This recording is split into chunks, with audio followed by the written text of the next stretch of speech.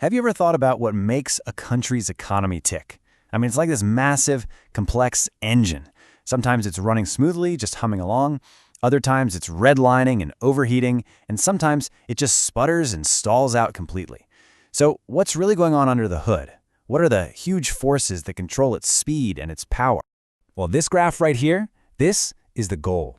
This is what economists call the sweet spot, macroeconomic equilibrium. You can think of it as the perfect operating temperature for that engine we were talking about. It's that ideal point where the total amount of stuff people want to buy perfectly matches the total amount of stuff the country can produce. Everything is just in balance. So that begs the big question, right? What are these two massive opposing forces that are constantly pushing and pulling the economy to get to this point? And maybe even more importantly, what happens when they get out of whack? Well, we're going to break it all down. Here's our game plan. We'll start with the big picture, this balancing act. Then we're going to pop the hood and look at the two key forces, demand, which is like the accelerator, and supply, which is the engine's total capacity. We'll see how they meet up to find that perfect equilibrium point. And finally, we'll look at what it means when that engine starts overheating or stalling out. Okay, so first up, the balancing act.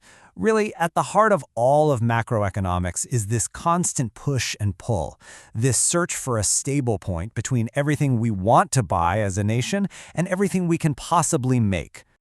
So let's start with the gas pedal of our economic engine, aggregate demand. To put it simply, this is all about spending.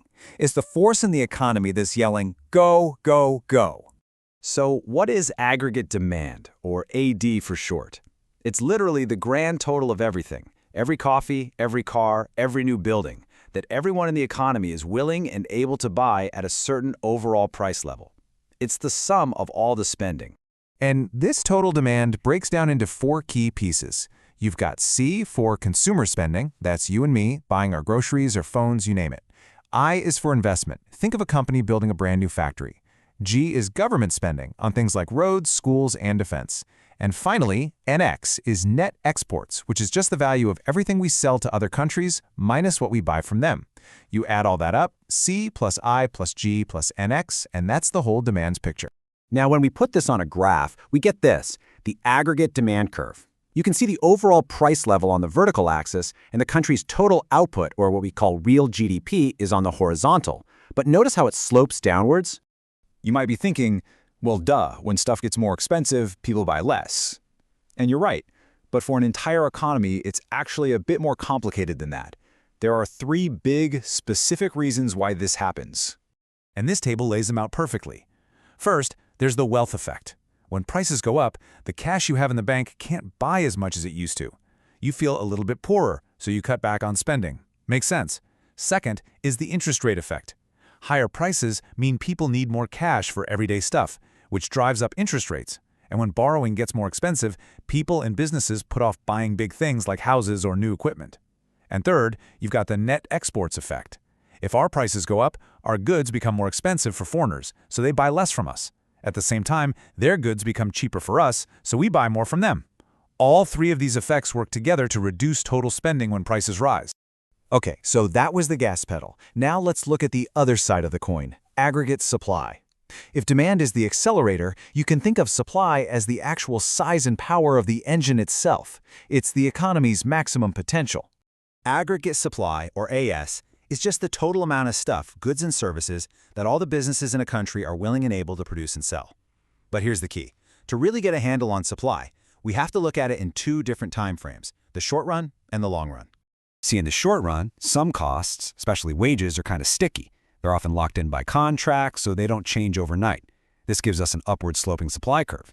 But in the long run, everything becomes flexible.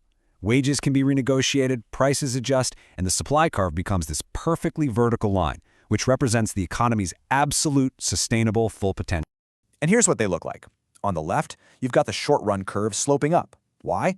Because if the prices of goods rise but wages are stuck, firms make more profit on each item, so they have an incentive to produce more. But the long-run curve on the right, it's a vertical wall. It's basically the economy saying, look, it doesn't matter what the price level is.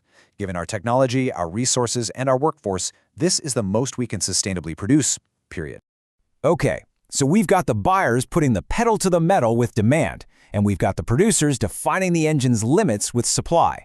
Now for the main event. Let's bring them together and see what happens. And boom, here it is. The point where the aggregate demand and the aggregate supply curves cross. That's our macroeconomic equilibrium. This single point tells us two incredibly important things: the overall price level in the economy and its total output, or real GDP. Now, what's so special about this point? It's that moment of perfect harmony. It is the only price and output level where the plans of buyers perfectly match the plans of sellers. Everybody who wants to buy something at that price can find it, and every business that wants to sell something can find a customer. But this is where the model gets really useful in the real world. What happens when our short-term performance doesn't actually line up with our long-term potential? This is how we can understand the economic booms and busts that we see on the news. When these things don't align, we get what economists call gaps. You can think of it like this. The economy has a sustainable long-term cruising speed, but sometimes, in the short term, it's either sprinting way too fast or it's just jogging too slow. That difference is the gap. On the left, you see an inflationary gap. This is when demand is just so high that the economy is overheating. It's actually producing more than its long-term sustainable level, and that extra pressure drives prices up. That's inflation. Then, on the right, you have a recessionary gap. This is the opposite problem. Demand is too low, the economy is sluggish and underperforming, and that leaves you with unemployed workers and factories sitting idle. So let's tie this all together. The ADS model is basically the master blueprint for the whole economy. You've got demand, which is all about total spending. You've got supply, which is all about our total production capacity. Where they meet is equilibrium, the sweet spot. And when that short-term equilibrium doesn't match our long-term potential, we get those gaps that define whether we're in an overheating boom or a painful recession. So, I'll leave you with this little puzzle. Now that you've got the framework, think about a real-world scenario. Let's say the government announces a massive tax cut for everyone. Which curve do you think shifts? Which way does it go? And what does our model predict will happen to prices and jobs? That right there is the power of this model. It gives you the tools to start answering these huge, critical questions.